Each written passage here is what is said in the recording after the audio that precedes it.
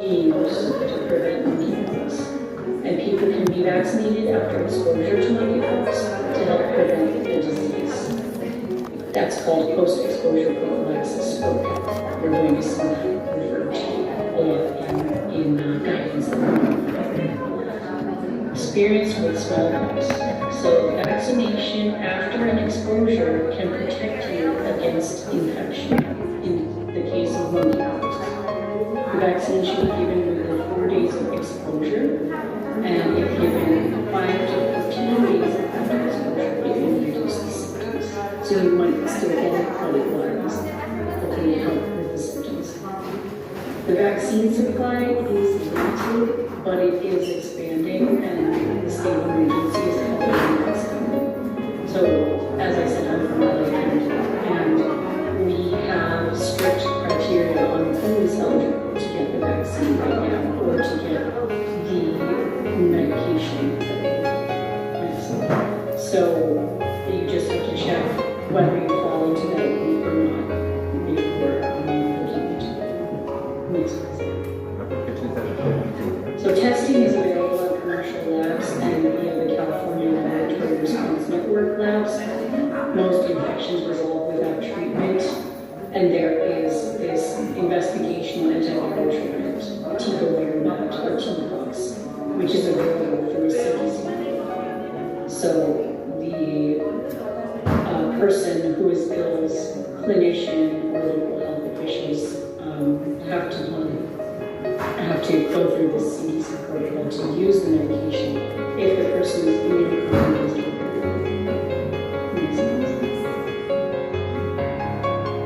If you have monkeypox in your facility, so have the person remain in a single-person room with the door closed when it's safe to do so. Special ventilation is not required. So this is not like tuberculosis where you need to have the negative pressure. You can just put a person into a room, isolate them there, and keep the door closed. They should have a dedicated bathroom, but if that's not possible, you should clean and disinfect all the surfaces in the bathroom after the monkeypox positive person has used that bathroom with the EPA registered disinfectants.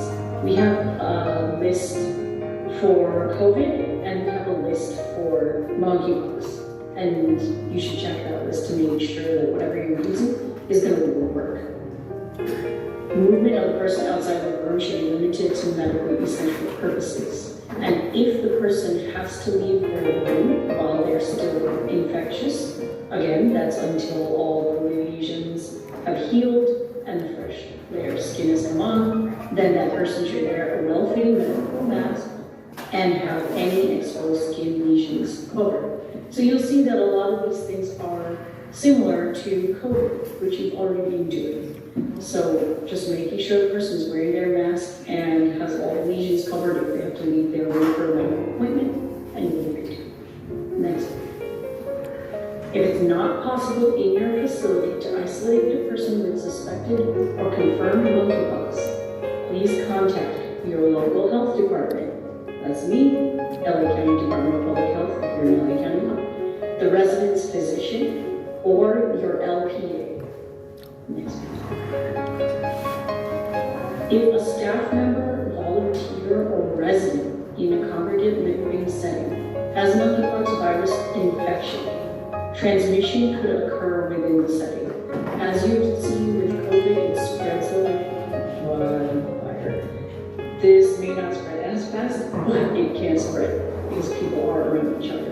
If a monkeypox virus infection has been identified in a congregate living facility, consider the following actions. Communicate with your staff, your volunteers, and your residents, and provide information about monkeypox prevention, how to prevent it from spreading. Those are the things that we talked about in the slides previously. Respond to the cases. You need to contact your local health department. Identify the people who might have been exposed to the person with monkeypox. Ensure access to hand washing. We can never say enough. Hand washing is the most important thing for almost every infection prevention practice. clean and disinfect the areas where people with monkeypox have spent, just like you clean and disinfect areas where people with COVID have spent time. Another thing that was brought up to me in a meeting yesterday by one of our epidemiologists is sexual education. So we know in our congregate settings, sometimes there are people who are engaging in sexual activity with each other, and education on preventing monkeypox by not having studies on someone who has monkeypox may be needed. So here are our conclusions. Monkeypox does not spread easily between people without close contact. Always remember that. If you find somebody who has a rash, first think about whether they have been in contact with someone with monkeypox or not before you start worrying about that they have monkeypox. People with monkeypox are most likely to seek medical attention for a rash. Some may have no symptoms. So again, if somebody is symptomatic with flu symptoms, you want to make sure that they don't have monkeypox. You want to get them tested. You also want to get them tested for COVID, because right now, as mentioned before by Dr. Aronson, COVID is our biggest concern right now. Just monkeypox is slowly kind of creeping into the picture. Monkeypox is much less contagious than COVID-19. Again, COVID is our main concern right now. We're just keeping monkeypox on our mind in case it becomes something bigger. Many people infected with monkeypox have mild disease and are making a full recovery, which is great. We want to keep it that way. But anyone can contract monkeypox regardless of sexual orientation. It may right now be in the LGBTQ community. However, it can easily spread to anyone if they have skin-to-skin contact with lesions or they have prolonged face areas. Great. I think that is my last slide, so I'm going to pass it over to Dr. Aronson. Thank you all again for having me here. Perfect. Thank you for doing that.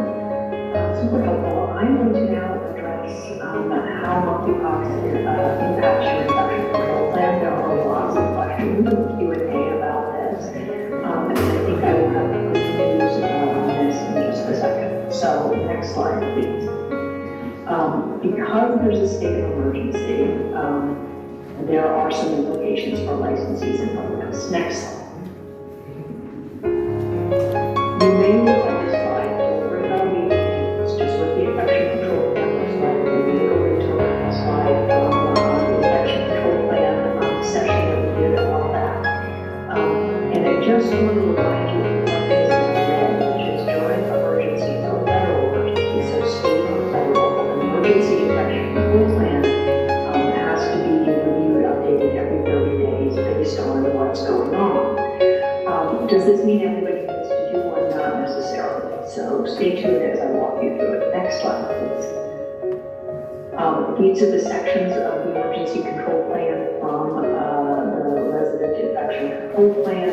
And I'm also going to now summarize in a minute what the steps are. But just so this looks familiar to you, you should have seen it before if you already submitted an infection control plan. And if you aren't, it is becoming, it's past due and more important now. Next slide, please. So basically, we need an emergency infection control plan if you need to act measures mentioned in the infection control plan. So I'm going to assume really generally not necessarily about monkeypox, but when there is a state of emergency at either the state or federal level, then you need to look at it, and it has to do with an infectious disease. Then you need to look at your and look at the recommendations for what to do and see if you've already got it covered. You've already got it covered, which is why it's certainly what you've got it covered. I'll come back to that in a moment. If you haven't, then what you need to do is specify the infection control measures required by federal, state, and local government public health authorities for that particular communicable or infectious disease. It needs to be submitted within 15 days from the date the emergency was declared. many of us will notice that it's already been 15 days from when Governor Newsom declared it. So, as soon as possible would be great. And as I just said,